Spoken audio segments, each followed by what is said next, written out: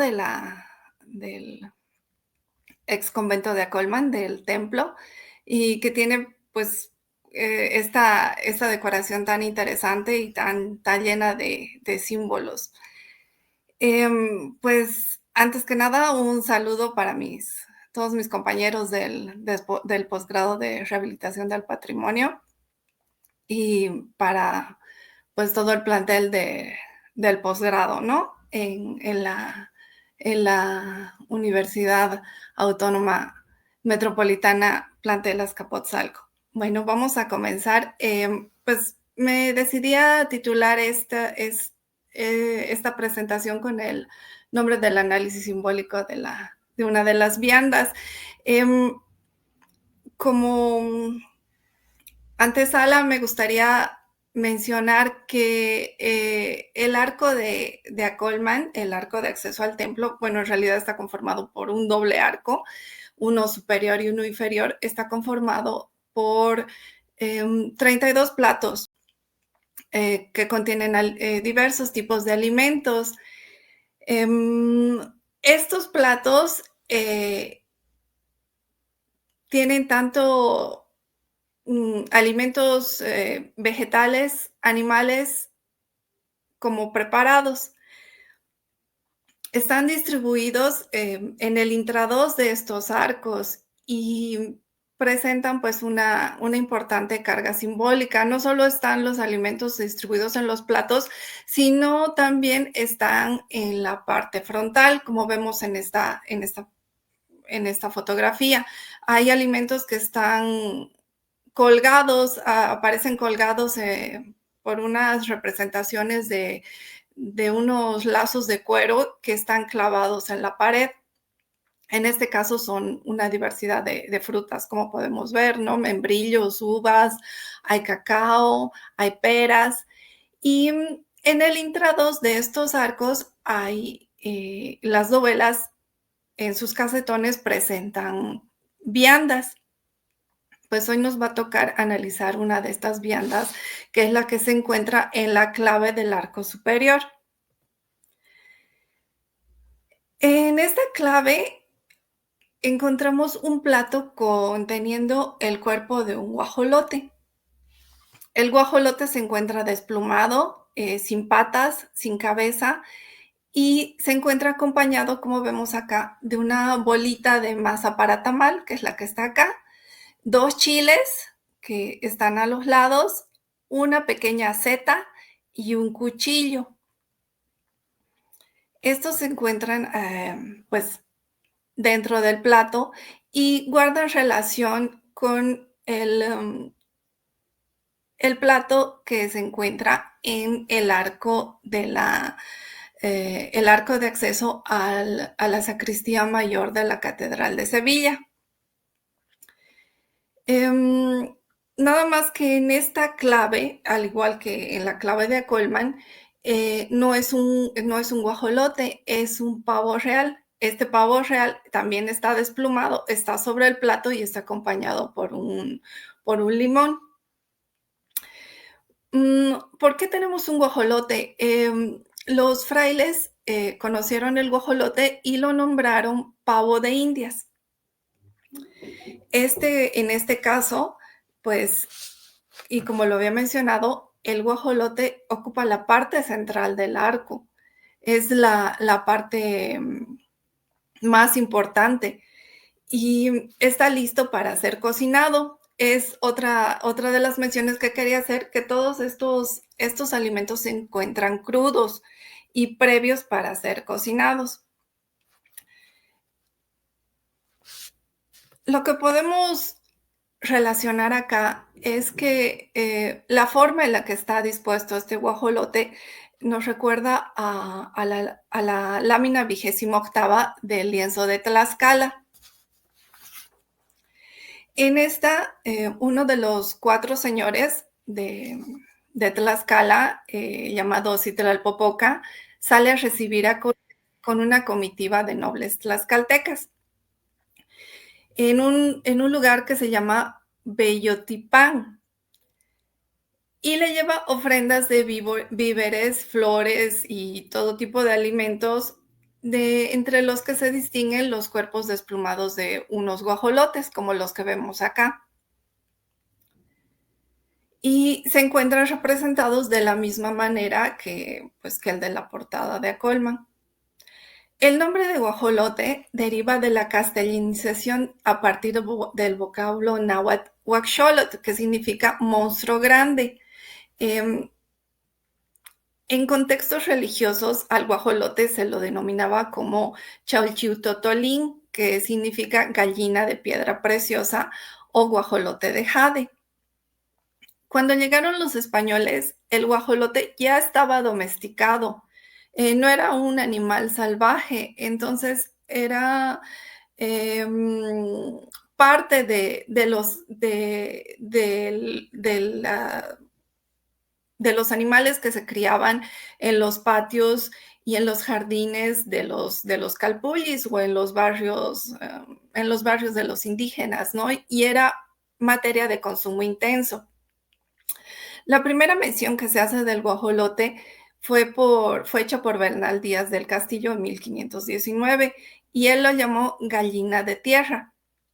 Fray Bernardino de Sahagún lo nombró totolín y el protomédico y naturalista Francisco Hernández lo llamó gallo de Indias.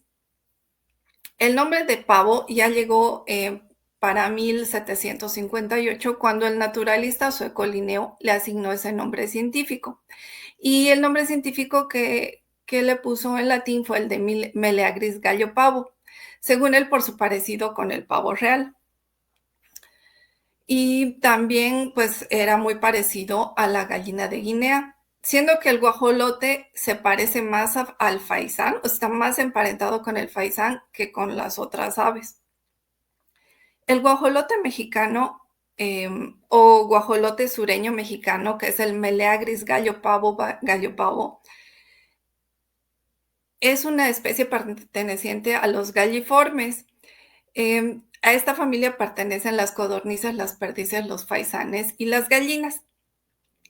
Es una subespecie del pavo salvaje común, que es el Meleagris gallo pavo, y es originario del centro de México, es decir, el Meleagris gallo pavo, el que conocemos como guajolote, es originario del centro de México. Hay otras variedades como el pavo que se cría en Chiapas o el que se cría en Estados Unidos o el pavo celado que es del sureste. Estos son muy diferentes al guajolote del centro de México, que es el Meleagris gallo pavo.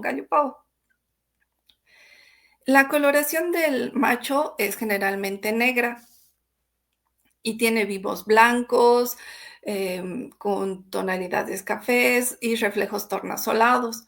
Las plumas de la cola forman una rueda o abanico cuando está en celo. Las hembras son de color gris o café. Tampoco posee plumas ni en el cuello ni en la cabeza. Y sí un colgante carnoso que se conoce como carúncula. Normalmente se le dice moco. Y este tiene tonalidades rojizas, púrpuras y azuladas. El pescuezo es de color rojo y presenta unas carnosidades llamadas corales. Luego, en el pecho también presenta un colgante llamado escobeta. El macho puede llegar a medir 1 metro de altura y sus alas extendidas, pues 1,22 m. Y aún así, pues esto le permite realizar cortos vuelos. Puede llegar a pesar entre los 5 y los 8 kilos los machos y entre los 3 y los 4 las hembras. Se considera que la domesticación del guajolote ocurrió más o menos hace unos 4 o 5 mil años en la parte central sur del altiplano, concretamente en el valle de Tehuacán. Y de ahí pues se dispersó en todas direcciones. El guajolote fue paulatinamente introducido también a la civilización mesoamericana, pero desde el inicio pues se aprovechó como un recurso alimentario, como fuente de materia prima y también como poseedor de una serie de atributos simbólicos. Pues es numerosa la representación del guajolote. sobre todo en los códices prehispánicos del centro de México, en los llamados tonalámatl, o los códices augurales, por ejemplo, el códice Borgia, el borbónico, el Aubín, el Mendoza, etcétera. Y en estos, el guajolote aparece como el Chauchutotolín o gallina de piedra preciosa. Esta es una metáfora para la sangre del autosacrificio. Se lo asocia al dios Tezcatlipoca y también al signo de los días, que es el Tecpatl, que es el cuchillo de pedernal o cuchillo de sacrificio. Luego también, al estar coloreado de verde, se lo relaciona con el dios Tlaloc, que representa el agua preciosa, es decir, la sangre del sacrificio. Se pensaba que la sangre dada voluntariamente y con un espíritu de abnegación para alimentar a los dioses resultaba de máximo valor. Por eso este concepto se lo asocia al guajolote, porque se pensaba que también el guajolote era una representación del ser humano. Era para ellos sacrificar un guajolote, era como si estuvieran haciendo un autosacrificio. Entonces, por eso viene la importancia de la sangre del guajolote en contextos sacrificiales. Era pues como era el equivalente de una persona, porque se consideraba al guajolote como un ser, mitológicamente hablando, claro, paralelo al ser humano, porque se creía que los guajolotes habían sido personas en eras pasadas. Esto se relaciona con la leyenda de los soles, que fue el mito creado por los mexicas para explicar el devenir del universo y así, al mismo tiempo, pues el origen del hombre. A partir de, pues, de los 4 elementos, ¿no? De la tierra, del agua, del fuego y del aire.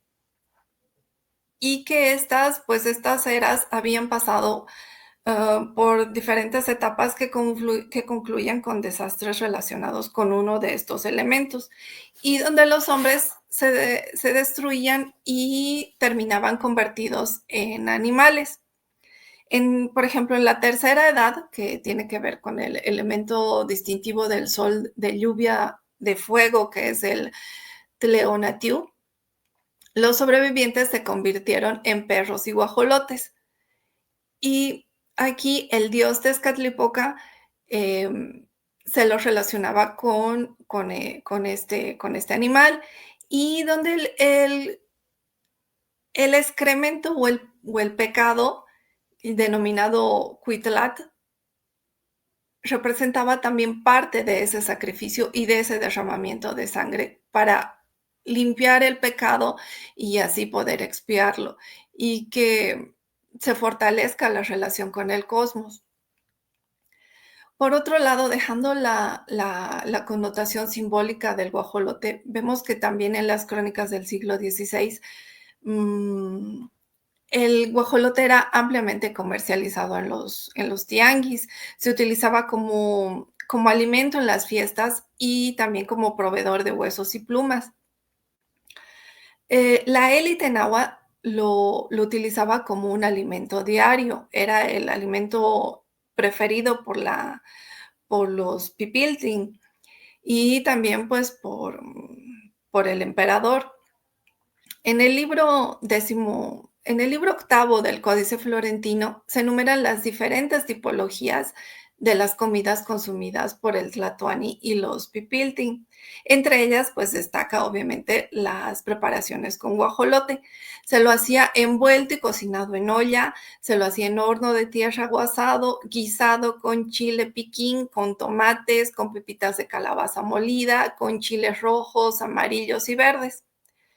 Es frecuente que el guajolote se mencione en conjunto con varios tipos de tortillas, con las tortillas blancas y calientes, también con la fruta y como ciruelas, zapotes, mameyes. Entonces, de manera simbólica también la carne del guajolote y las tortillas aparecen juntas, como por ejemplo en el Códice Florentino y en el lienzo de Tlaxcala, como habíamos visto, como parte de las ofrendas. Estas ofrendas pues fueron entregadas a Hernán Cortés y a sus huestes por considerarlos como un gran señor, un emperador que venía a liberarlos. A partir también de la información contenida en estas fuentes documentales del siglo XVI, también es posible percatarse de que el guajolote desempeñaba un papel muy importante en los platillos preparados para este ciclo de fiestas religiosas llamadas veintenas, ¿no? Donde cada 20 días se hacía una celebración para festejar el año solar. El ave se podía presentar entera, en guisado, cortado, también se la podía presentar en grandes pedazos y en el caso del ave entera, esta se trataba de ofrendas a los fallecidos y a los ancestros. El guajolote preparado en guisado se relacionaba mucho con las veintenas dedicadas a los dioses acuáticos y a los de las montañas. En el capítulo 28 del Códice Florentino, se menciona que en vísperas de una de estas celebraciones se hacían tamales y se mataban gallinas, es decir, guajolotes y perrillos. Esto nos indica pues que era un complemento de las ofrendas, tanto la carne de guajolote como la de perro, con la que se hacían tamales. Mm, Un binomio muy apreciado en esa época era el xocotamalí totolatonili inamic. Este es un tamal de maíz fermentado acompañado por carne guisada de guajolote. Este era el alimento ceremonial por excelencia. Sacrificarlo a los dioses lo convertía en el alimento que nutría lo divino y aparte, consumido por las personas, alimentaba el cuerpo y también el alma. Como parte de estas veintenas, también los mexicas celebraban el solsticio de invierno. La fiesta para este solsticio se denominaba Panquetzalistli y en ella se representaba el nacimiento del dios patrono solar y la lucha y victoria contra los de Huitzilopochtli contra los 400 Huitzináhuac, aparte de la Coyolxauhqui. En esta fiesta se consumía una gran cantidad de pavos, perritos y se hacían figuras de amaranto. A la llegada de los frailes, estos trataron de extirpar con rapidez pues parte de estas costumbres, sobre todo la de consumir perro. En cambio, la carne del guajolote, pues les agradó muchísimo y gozó de una gran aprobación entre ellos, ¿no? Por ejemplo, Fray Pedro de Gante en 1528 tuvo la idea de festejar la primera Navidad en México.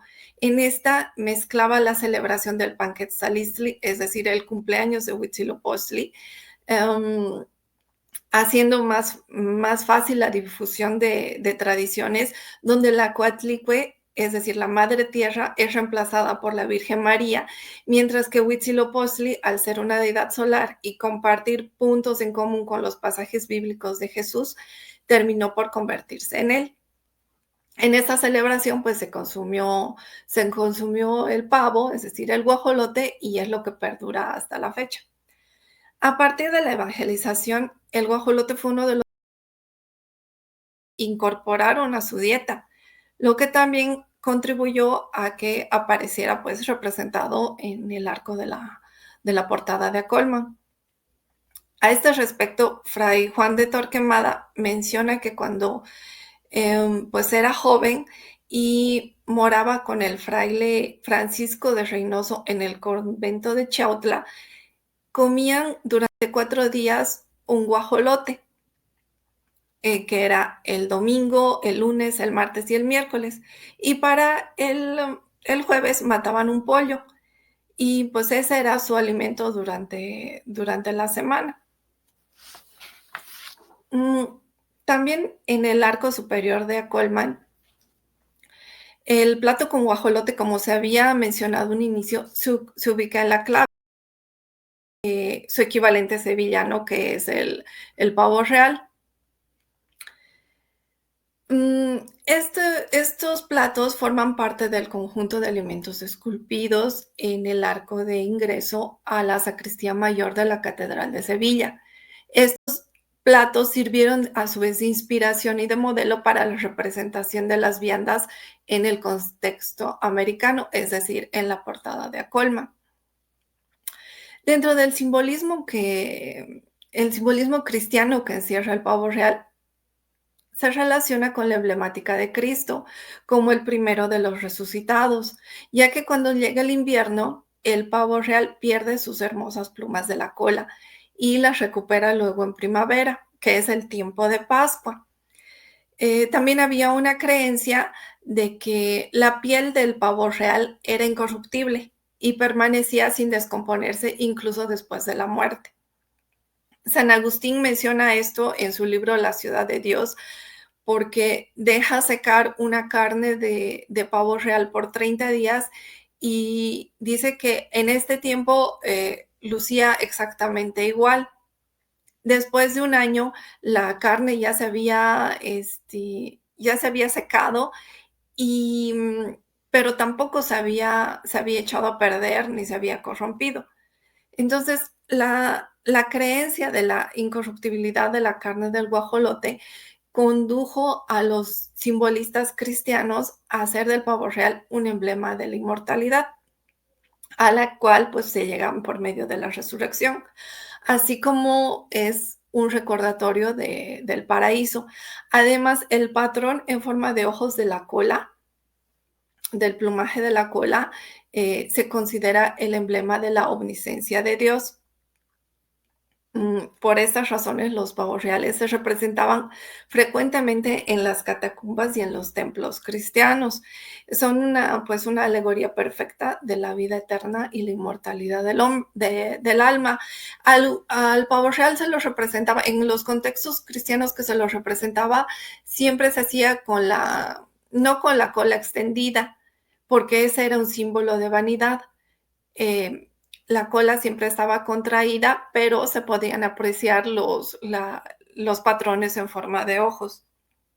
Pues en la portada de Acolman, al estar el guajolote representado de forma prominente, porque pues está en la clave del arco, los frailes agustinos no solo aprobaban su consumo, sino que además conservaron sus significados prehispánicos, de portador de sangre preciosa que se derrama como muestra del sacrificio y la entrega a la vez que expía los pecados.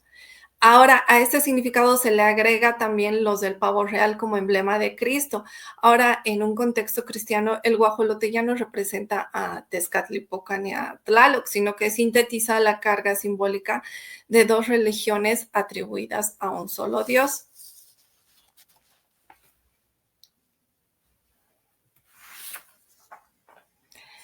Am, Como había mencionado antes, el guajolote está acompañado de una bolita de masa que está destinada a ser un tamal. Em,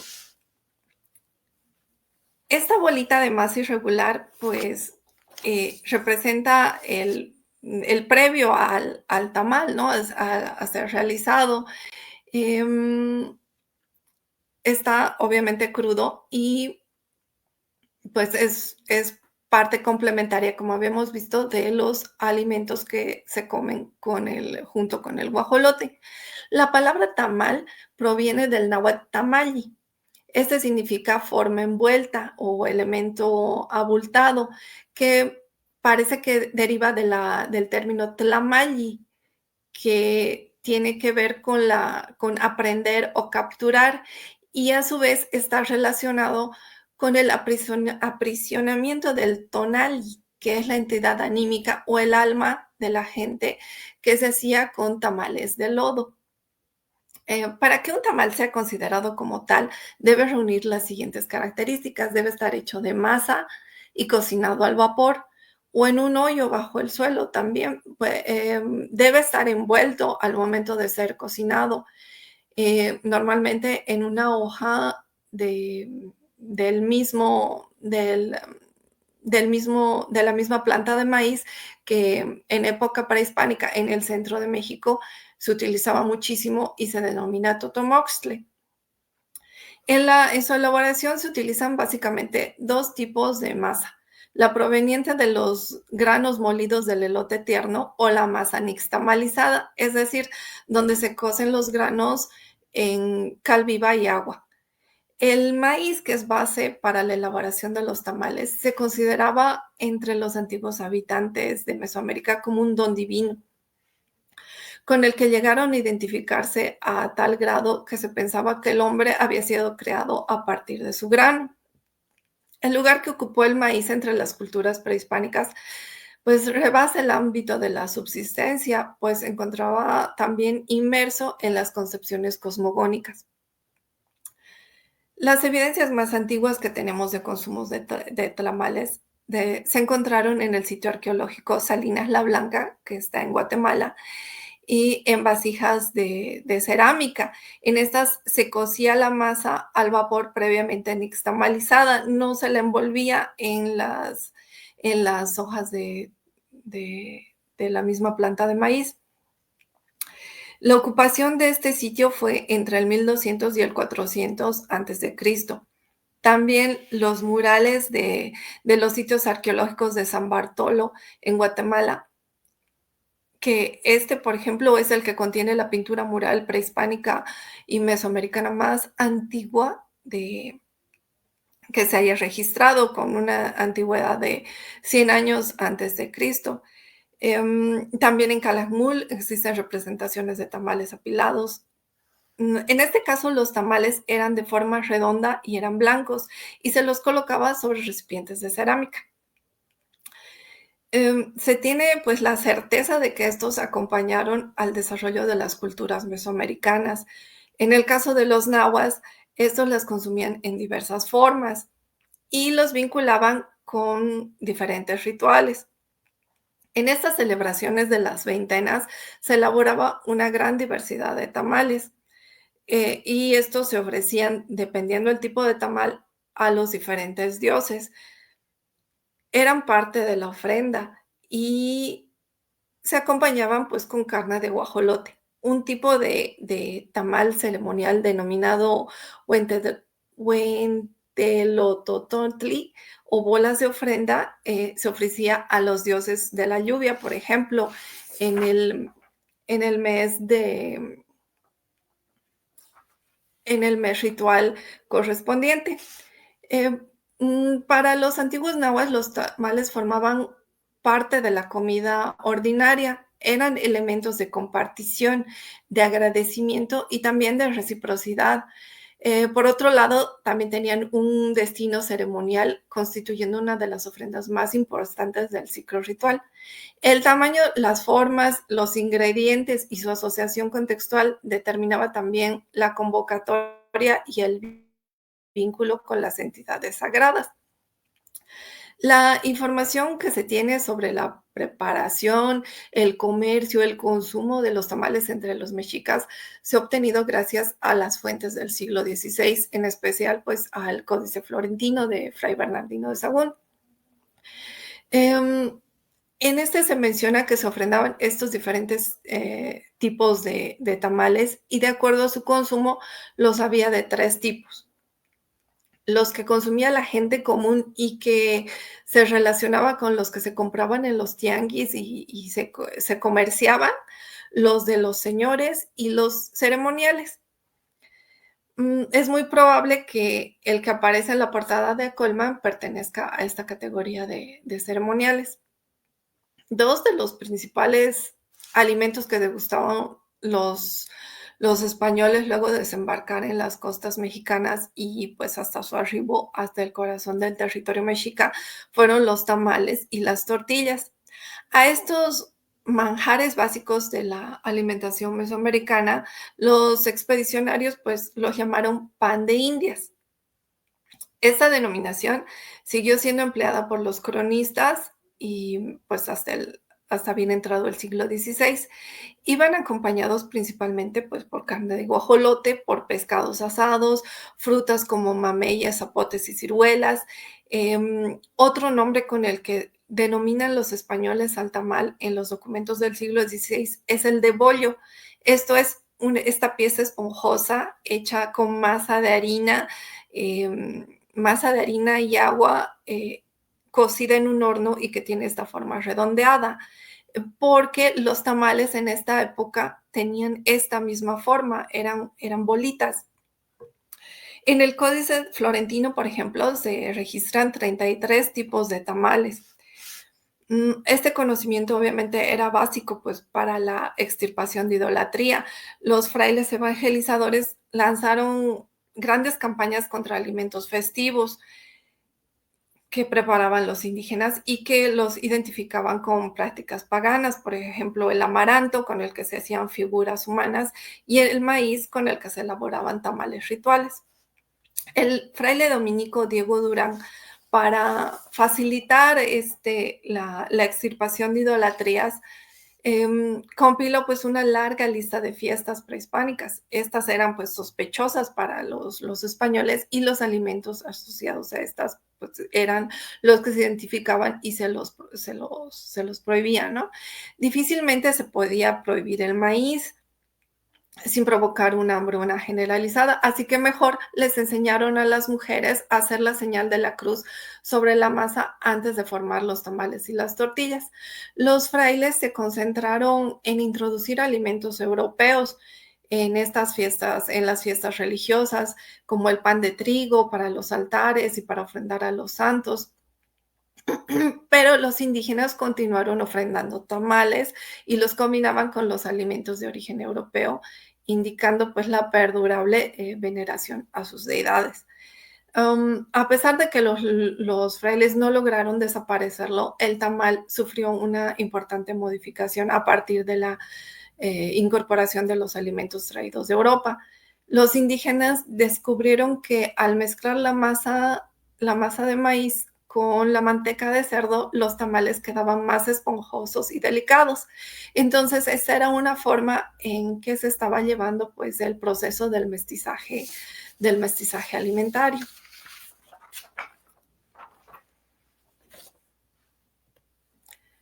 Mm, Como habíamos visto antes, el plato también tiene dos chiles ubicados a los extremos del guajolote. Lo más probable que por su forma, estos sean chiles serranos o chiles verdes, que en lengua náhuatl significan o se los conoce como chilchotl, cuyo significado en el diccionario de Molina pues aparece como axi o chile verde. El chile serrano, cuyo nombre científico es Capsicum annum, es uno de los, o serrano, Capsicum annum serrano sinaucia, es uno de los más consumidos en México. Se considera que es originario de las sierras norte de Puebla, de Hidalgo y también de Estado de México. Su forma es alargada, cilíndrica y un poquito triangular, terminando en punta. Mide desde los 2 centímetros hasta los 8 centímetros en fresco. Es decir, inmaduro es de color verde y ya madurado alcanza el color rojo. Todas las especies del género Capsicum son originarias de América y pertenecen a la familia de las solanáceas. La distribución precolombina de este género se expandió posiblemente desde el borde más meridional de Estados Unidos a la zona templada cálida de Bolivia en Sudamérica. En, en Mesoamérica, el chile era uno de los alimentos más importantes, ya que era conocido y utilizado por todas las culturas que conformaron esta área cultural. Se sabe que los restos arqueológicos que se encontraron a partir del año 7000 al 2555 en regiones de Tehuacán, Puebla y Ocampo, Tamaulipas, eran zonas donde se cultivaba ya desde esas épocas el chile. Algunas fuentes documentales del siglo XVI, como los códices Mendoza y Florentino y libros acerca de la flora mexicana, hacen pues mucha referencia a sus tipologías, al picor, al color, al tamaño, y en esto se ilustra cómo se empleaban no solo como parte esencial de la dieta diaria, sino también que se les había asignado una diversidad de usos ceremoniales, también rituales, medicinales, militares incluso, y principalmente comerciales. Este era uno de los principales tributos solicitados entre los grupos indígenas. Como se había mencionado antes, pues el Chile formaba parte de los tributos que los pueblos sujetos deberían entregar periódicamente a la Triple Alianza. Por ejemplo, aquí vemos en la lámina 29 de la matrícula de tributos y la 52 del Códice Mendoza. Ahí se indican cargas de chiles. En estos, la forma en que se representa el chile nos recuerda también a la que aparece en la portada de Acolmen. En el caso del Códice Mendoza, aparece sobre una carga y por debajo de una pluma. La pluma, pues, indica el número de 800, o sea, eran 800 cargas en total, 1,600 cargas de chiles que se entregaban como tributo a la Triple Alianza. También aparece como topónimo para indicar los nombres de poblaciones como Chiltepítlán, por ejemplo. Y también algo de mencionar es que el chile siempre se lo representa de color rojo, esto para indicar su picor y el efecto que causa. El chile como ofrenda aparece también en el libro segundo del Códice Florentino, que está dedicado a las ceremonias del año ritual y el año solar, que como habíamos mencionado en las veintenas, donde encontramos representaciones de chiles ofrecidas a la diosa de los mantenimientos y del maíz maduro, como es Chicomecuatl. En este estudio de estas fiestas, que transcurren a lo largo del año solar, Fray Bernardino de Sahagún dice que lo que más se emplea es el chile verde, o sea, el chile que no está todavía maduro. Y en estos contextos de ofrenda, este chile verde siempre iba junto a otros productos de la milpa, como es el jitomate y el maíz. En este ciclo de estas veintenas, las ofrendas de comida eran muy frecuentes, como hemos visto con el caso del guajolote y con el caso del tamal, ¿no? En estas ceremonias se preparaban una cantidad de platillos diversos que solo se podían consumir en estas fiestas religiosas y donde el chile verde estaba presente ya sea bajo la forma de salsa molida o cocida o el chile completo, ¿no? El chile verde. El platillo tenía dos funciones. Se ofrecía al dios en su lugar de culto y luego se consumía por los grupos familiares de la ciudad. Esto en una comida colectiva. El chile verde también como salsa aparece en contextos relacionados con las costumbres de la nobleza y de la élite nahua. Una de las veintenas, que se llamaba Etzalcoatlistli, estaba consagrada a los tlaloque, que eran los dioses de la lluvia. En las vísperas de este mes, los sacerdotes hacían ofrendas de comida frente al fuego y ponían una estera de cañas y se acompañaba con 4 pelotas de masa de maíz, también por 4 tomates y también por 4 chiles verdes. Todo esto dentro de un simbolismo acuático. Los vegetales que componían estas ofrendas se contaban con los que crecían en el paraíso verde de Tlaloc. Los colaboradores de Sahagún cuentan que en el Tlalocan, que es este paraíso verde, hay mucha alegría, hay mucha riqueza, nunca se sufre, nunca faltan las mazorcas, las calabazas, las flores de calabaza, el amaranto, el chile verde, el jitomate, el frijol y el cempasúchil.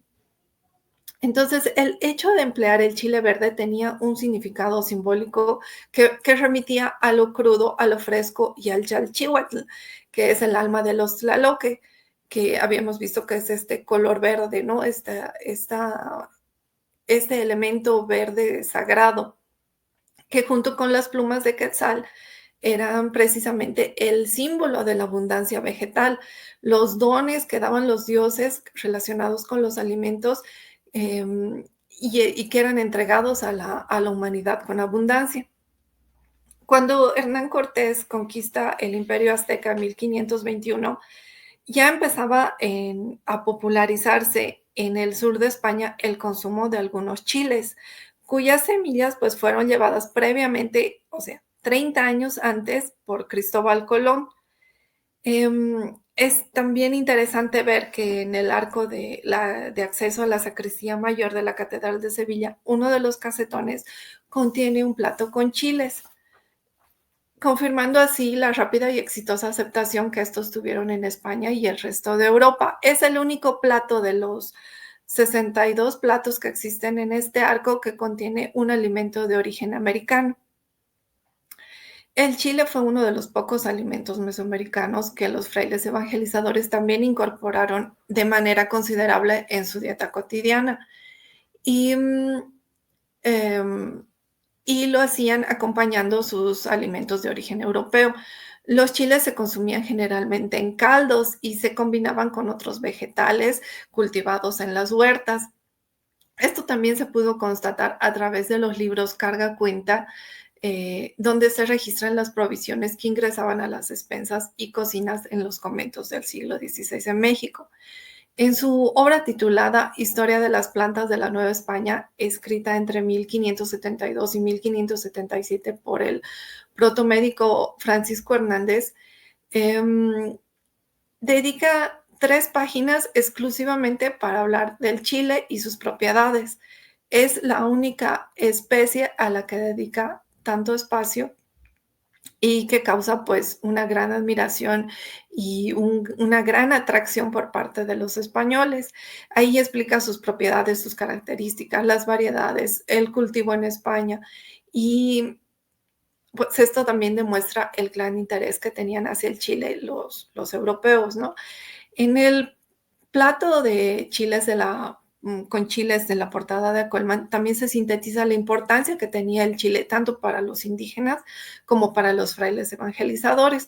Para los indígenas se relacionaba con la alimentación cotidiana, con el tributo, pero sobre todo formaba parte de la ofrenda dedicada a los dioses que proveían los alimentos.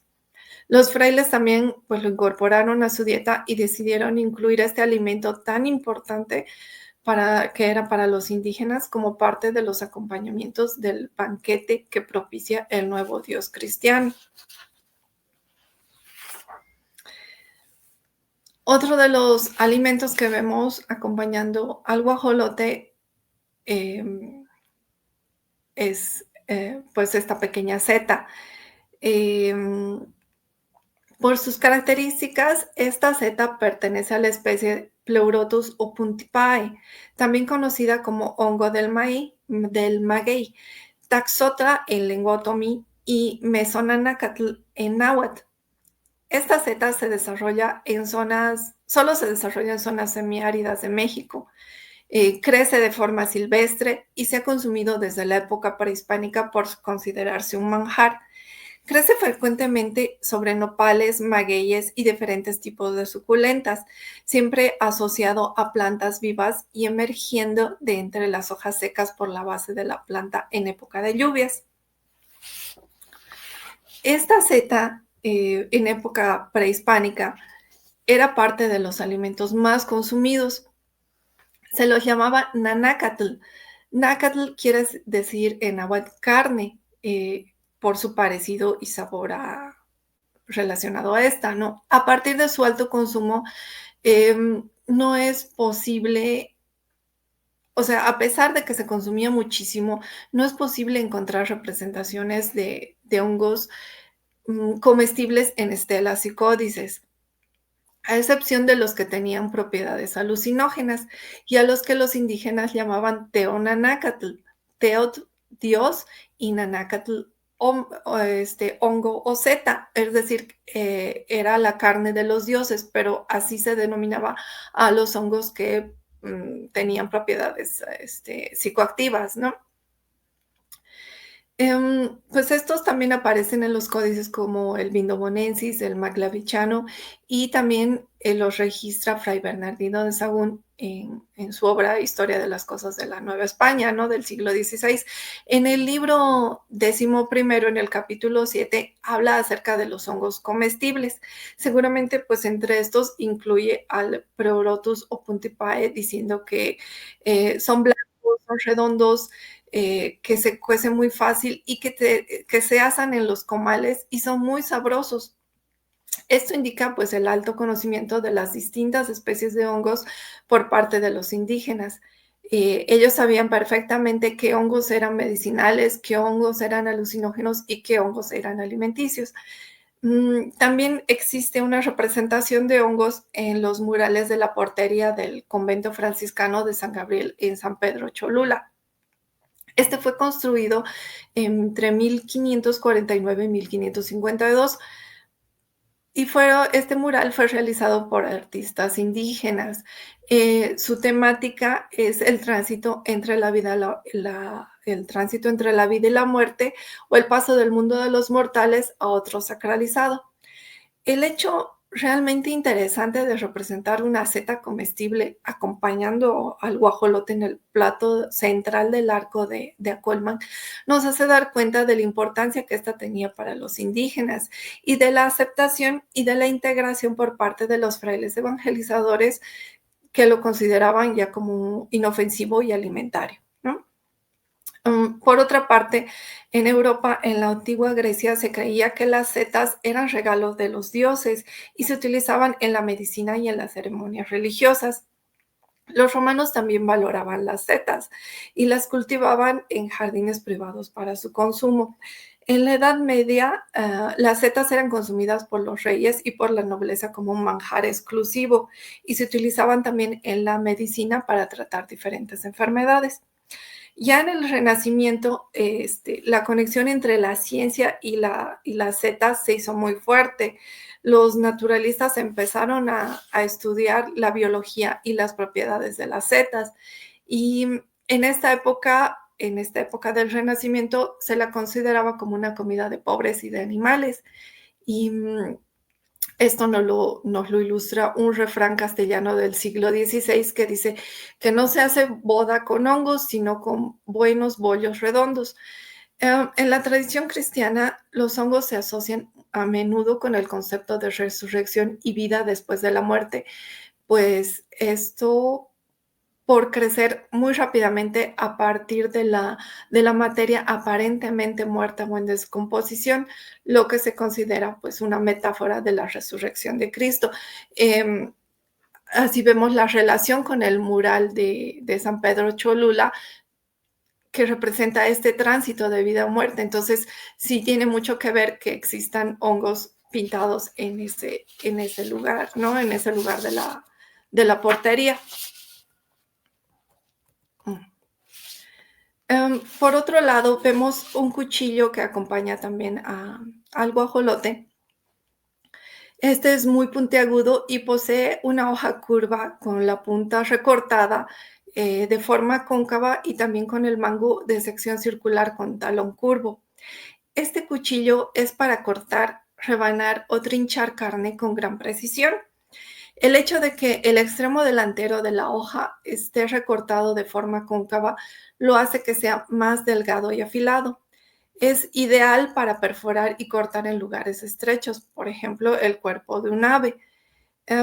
La forma de este cuchillo está inspirada en el belduque. Es un cuchillo de combate de origen español. Era de uso muy popular y llegó al continente americano con los conquistadores españoles. Este era más fácil de ocultar que la espada y era más útil para la lucha cuerpo a cuerpo. Posiblemente este tipo de cuchillo haya sido empleado posteriormente en la preparación de los alimentos y a la hora de cocinarlos, ya que en el siglo XVI lo más común era comer utilizando los 5 dedos de la mano y pues los comensales más afortunados podían disponer de un cuchillo que se utilizaba tanto para cortar como para llevarse los alimentos a la boca. El hecho de mostrar utensilios en los platos con alimentos en la portada de Colman también proviene de las representaciones del Arco de Sevilla. En este se muestran 11 cuchillos de variadas formas y diferentes funciones que acompañan los distintos tipos de vianda. Es un cuchillo para diferentes productos, ¿no? Ya sea animales o vegetales. Probablemente, pues, el mensaje que los frailes querían transmitir a través de la representación de un cuchillo acompañando alimentos era la de un instrumento que ayuda a preservar la vida a través de la alimentación. El cuchillo que se muestra en la portada de Colman ya no es más el que se emplea en la guerra y que se utilizaba para la privación de la vida indígena. Ahora sirve para coadyuvar en su preservación a través de la preparación de alimentos que nutren el cuerpo y el espíritu. Pasa de ser un arma a convertirse en una herramienta, a la vez que reemplaza al cuchillo de pedernal o tecpatl prehispánico, pues que se utilizaba en los sacrificios rituales. Otro detalle de las viandas del arco de Acolman es que estas eran polícromas y esta es una recreación de cómo pudo haberse visto el, el plato del guajolote una vez pues acabada la obra de la portada. Los colores que lucen, pues los alimentos guardan mucha relación con la cosmovisión indígena, con los colores del maíz maduro, con los colores de los 4 rumbos cardinales y que se encuentran en una combinación muy armónica. Tenemos el blanco, el amarillo, el rojo, pues no está presente el azul, pero este es un color optativo en esta parte del centro de México, ya que era un pigmento muy caro. Pero es así como pudo haber lucido, aparte de la línea marco que en las representaciones indígenas prehispánicas de códices y pintura mural era algo muy utilizado y con un fuerte simbolismo. Entonces es así como pudo haber lucido una vez terminado de haber sido esculpido el plato de Acolman. Pues muchísimas gracias por su atención.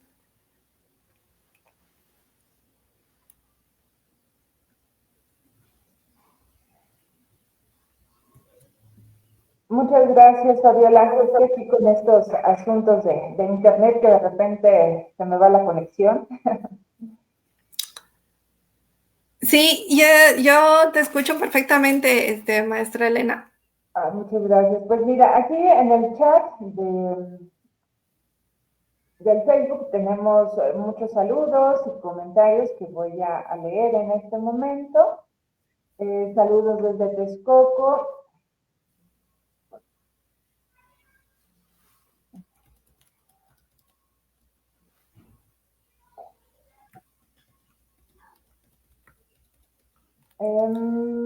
Tenemos también saludos desde Pachuca, desde aquí de Acolman, desde Bolivia, desde la Coordinación Nacional de Monumentos Históricos, desde el Archivo General del Estado de México, Guanalán, San Lucas, Huitzihuacán, Chautla, aquí del Estado de México, de San Lucas, Tepango, perdón. Un comentario de Rodolfo Sánchez que nos dice: qué interesante es conocer la historia y el contexto religioso del choque de dos culturas totalmente distintas, lo que propició nuestra cultura actual. También de Acolman y sus pueblos originarios. Supongo que su pregunta ya quedó respondida con este último comentario que nos hiciste, porque pregunta: ¿hay alguna imagen de un guajolote completo en la fachada del templo de Acolman o solo es una porción de carne en un plato? Pues ya lo explicabas en esta última imagen, que solo qué haría falta, su cabeza, ¿no? Pero creo que todo lo demás está completo. Sí, y las patas, ¿no? Sí, claro. Daniela Vélez también felicita por tu ponencia, dice que es un excelente trabajo. Ramón Ortiz dice, el Tlatoani de Yolcocohuatzin de Acolman tiene un chile en el glifo de su nombre, ¿no? Parte de estos complementos entre los alimentos y lo que puede significar el nombre o el significado que se le diera en ese momento. En los mexicas también al picante, ¿no? Además de la interpretación ya europea que se dio de ese elemento de los alimentos. ¿Tienes Sí, algún comentario al respecto? pues nada más que en muchos nombres de poblaciones, ¿no? Aparece el Chile como topónimo y tiene mucho que ver también con que eran pueblos tributarios a la Triple Alianza de cargas de Chile. Exacto, sí. Muy bien. También Alan Gutiérrez dice, es un buen día, excelente investigación, sin duda alguna es importante saber todos estos simbolismos. Saludos. Rodolfo Sánchez también dice, excelente exposición del trabajo de investigación de su doctorado. María Artemis, estupenda presentación, felicidades maestra, saludos. Humberto Muchas López, perdóname, ¿se considera que la portada de Coleman estuvo coloreada como lo mostró en la última foto? La que todavía gracias. tengo. Sí, pues donde mejor se han preservado restos de pigmentos es en el arco, ¿no? Al estar protegido, eh, se puede apreciar todavía parte del estucado y parte de los colores que tenían los alimentos. También en la portada misma hay restos de policromía eh, en algunas figuras, por ejemplo, el corazón agustino, en estos medallones que representan la Anunciación también, y debajo de los doseletes, ¿no? De los santos, ahí se puede ver que sí era polícroma. Tal vez no toda la portada, sino los elementos más importantes. Que ayuden a destacarlo, porque bien dices, quizá como visitantes a la altura o que podemos ver más claramente a San Pedro y San Pablo, detrás de ellos, ¿no? Está este tono eh, Así rojizo es, en la sí, parte de atrás. Y a lo mejor sí. con mayor detalle tú has identificado este tono amarillo, ¿no? En la vianda. Ajá, sí. El color Y, que más persiste es el rojo, sí. entonces, pues, y seguramente pudo haber algún otro, ¿no? Pero sí, ya los años que han pasado, ya ha perdido pues estos pigmentos, y pudiera ser que estuviera más completo la portada, ¿no? También en estas Así es. tradiciones prehispánicas, a lo mejor combinadas también con en estas portadas, pero bueno, es difícil saber a menos que se haga un estudio mucho más detallado, ¿no? De buscar y de tallar o de tomar estos pigmentos como muestra, no sé, si tú sepas, maestra Moreno, alguna de estas técnicas como para identificar si más espacios de la portada hayan estado con pigmentos. Sí, así es. Pues eso requiere pues, mayores estudios, pero ahorita con las nuevas tecnologías podemos recrear en cierta forma de cómo pudieron haber estado pintados sin ser invasivos, ¿no? Tendría que ser como parte de una intervención de restauración. Sí, claro que también hace falta la portada, ¿no? Y Ujú. pues ya no tenemos alguna otra duda o comentario en el chat del Facebook del Centro y Estado de México. Pues no sé, maestra Moreno, si quieras agregar algo más y ya daremos por finalizada esta tan interesante charla. A mí, bueno, con estos problemas que les comentaba, que de repente se fue la conexión, me quedé en que había 21 tipos de tamales. No sé si llegaste a comentar de qué clase crees que es el que está en la vianda.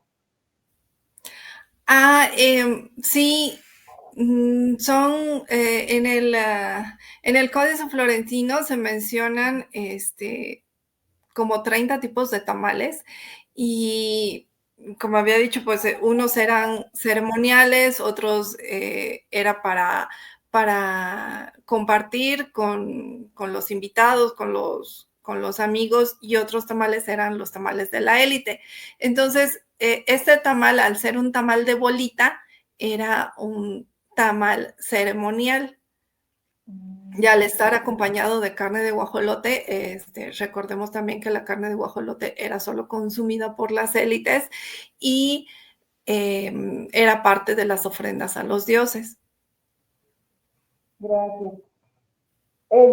Aunque es muy, quizá muy temprano decirlo, pero con este análisis de esta vianda justo en el sitio en donde está, que es la parte central, ¿no?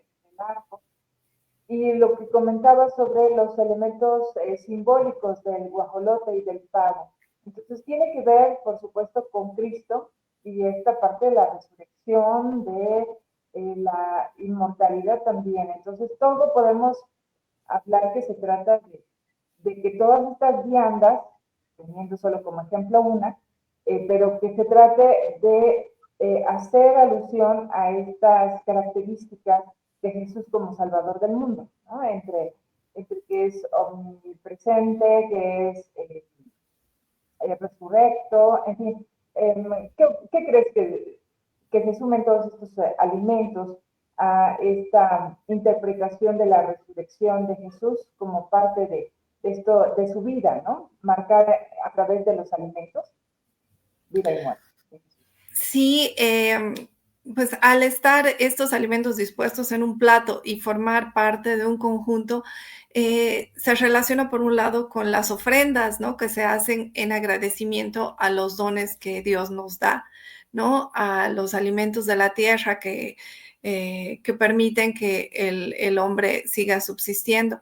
Pero a la vez, el hecho de poner un guajolote en la clave del arco nos indica su relación con el simbolismo de la entrega, del sacrificio, el derramamiento de la sangre preciosa, que en este caso es la de Cristo, y que también encierra los simbolismos prehispánicos, o sea, es un sincretismo, ahí vemos el sincretismo, ¿no? Y al no existir aquí pavos reales, pues el animal que más se le parece para los frailes, eh, el que más se asemeja en simbolismo y en forma, todo, es el guajolote. Aparte que es uno que ellos, es uno de los alimentos que ellos consumían. Entonces, hay como diferentes categorías o partes que se puede, en la que se puede desglosar este simbolismo del plato con guajolote. Los frailes aprueban su consumo, es consumido por ellos, y al mismo tiempo también se lo muestra como una mesa de compartición con los mismos indígenas, ¿no? Porque se está incorporando el tamal, se están incorporando los chiles, las setas, entonces es el alimento compartido por ambas culturas. Sí, muy interesante. Tenemos una pregunta de Luis Arellano. ¿La representación del guajolote en escenas militares tiene algún significado? ¿En qué, perdón? En escenas militares. ¿El Aunque no guajolote en explícita escenas de manera. militares? Exacto. Sí, no dice más, ¿no? Si se trata de escenas militares en el Virreinato, en España o en Bolivia, porque creo que es que nos acompaña en Bolivia. Tal vez tenga que ¿En qué ver con contexto? esta representación, ¿no? De la lámina del lienzo de Tlaxcala, donde se ofrendan A a Cortés, Hernán Cortés. Y, ¿no? ajá, sí, y a sus huestes, ¿no? Porque pues se consideraba, se recibe a Hernán Cortés como un gran señor, entonces este era un alimento pues de las élites y era una ofrenda. Se le acompaña de tortillas blancas, las tortillas blancas son también el alimento de la élite. Y se le presentan tanto guajolotes vivos como guajolotes muertos. aparte de mazorcas de maíz. Entonces, pues es este recibimiento que se le da a Hernán Cortés y a su ejército como, pues como dándoles la bienvenida y incorporándolos a su contexto por parte de los tlaxcaltecas, ¿no? Claro, como personas importantes, ¿no? Bien decías Ujú, que era un alimento para las élites. Mm, así es. y Ramón Ortiz nos hace un comentario. En mi pueblo se elaboran en las fiestas los tamales de ombligo. Bueno, que así le llaman a las bolitas, Ramón. No sé si nos puedes ampliar más el comentario. Sí, esa es la forma que tienen los tamales de Cuanalán, que es el pueblo, que se asemejan a la representación que están en la portada del templo. ¿No? Quiero suponer que es eso. No sé si Ramón puede Sí, ampliar su comentario. Por ahí. sí, todavía en muchas regiones de México se consume esta forma de tamal, que también se le llama tamal de bola. Todavía persiste, ajá. Ah, mira, sí, interesante. Así se llama de ombligo, bueno, en Panalá, de bola, y Ujú. quién sabe qué otros entonces, otros nombres que lleven este tamal. Y creo que entonces ahora sí, terminamos con los comentarios, las preguntas. Pues entonces no me resta más que agradecerte, Fabiola, por esta charla también bien interesante como lo que nos has presentado en otros momentos y que ahora ya más enfocado al convento y su portada, San Agustín de Acolma, con estos elementos claros, ¿no? De esta vianda que entre todas, ¿por qué te llamó más la atención? Porque tenemos diversos platillos, la verdad en este momento no recuerdo cuántos son, pero ¿por qué decidiste tomar al guajolote? ¿Qué te llamó más la atención de este platillo? Es que este platillo del guajolote es el que encierra la mayor de, bueno, y también el del cacao, son los que encierran mayor simbolismo para las culturas prehispánicas, ¿no? Y nos muestran al mismo tiempo lo que se empieza a gestar esto del sincretismo. Por ejemplo, el plato con cacao está acompañado de una granada y de un membrillo. Entonces ahí ya se empieza a ver la combinación de alimentos. Y otra porque es uno de los pocos alimentos de origen americano que aparecen en la portada. La mayoría son traídos por los frailes evangelizadores, ¿no? Porque ellos tenían esa necesidad de continuar con su alimentación europea, mediterránea, como lo hacían allá, lo tratan de replicar acá lo antes posible y es lo que reflejan en el arco. Oh, ya, bueno, pues sí, claro, muy interesante esto. Y sobre todo lo que nos comentas, ¿no? El sincretismo de los alimentos, que también se ve plasmado en esta portada, pero también con este simbolismo religioso, ¿no? Son elementos muy importantes y que seguramente seguirás profundizando en, en ellos. Bueno, mira, nos llegó otra más. Al igual que el paisán, el guajolote adquiere el simbolismo de la resurrección. Para la población local pudo representar lo contrario, es decir, que para ellos siguiera simbolizando a Tezcatlipoca. Pues ¿Qué sí, opinas? todavía para la cosmovisión indígena no es un cambio drástico a partir del siglo XVI, van a cambiar a pesar de que hayan sido bautizados y todo, de que cambien su pensamiento, ¿no? Seguramente ellos lo seguían relacionando con sus dioses como Tezcatlipoca y Tlaloc y pues lo seguían viendo de esta forma, ¿no? Y también como una representación del mismo ser humano. Pero pues son los frailes los que tratan poco a poco de ir cambiando este tipo de pensamiento.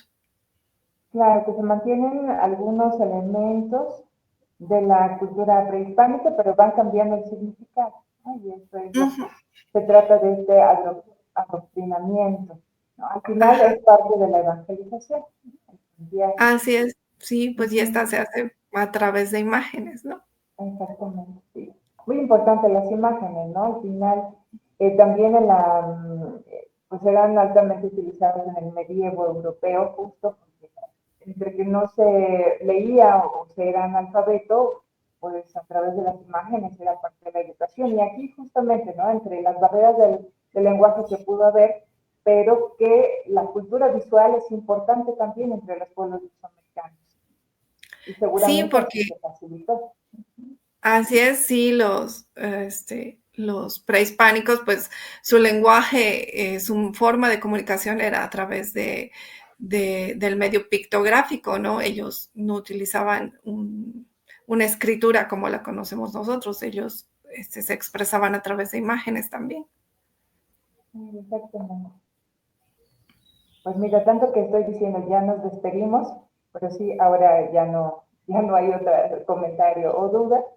Y entonces ahora sí, maestra Fabiola Moreno, mil gracias por acompañarnos en esta sesión de Conversando sobre los Pinos con este análisis tan interesante.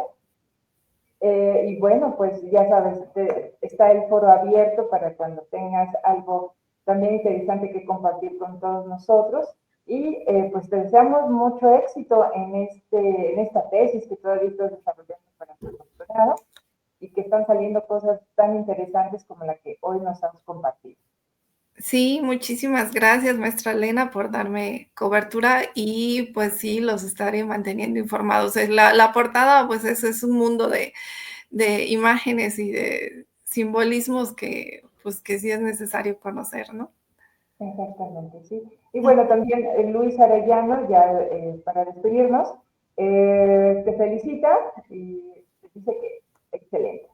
Y Marta Ah, Beatriz muchísimas gracias. Colonial también te envía las gracias por compartirnos esta parte de tu investigación. Pues sin más, entonces nos despedimos. Muchas gracias a todas y todos los que hoy nos acompañaron en esta sesión de Conversando sobre Agustinos y sus obras, en la que nos ha acompañado la maestra Fabiola Moreno con el análisis de una de las viandas de la portada de este templo de San Agustín de Acuerdo.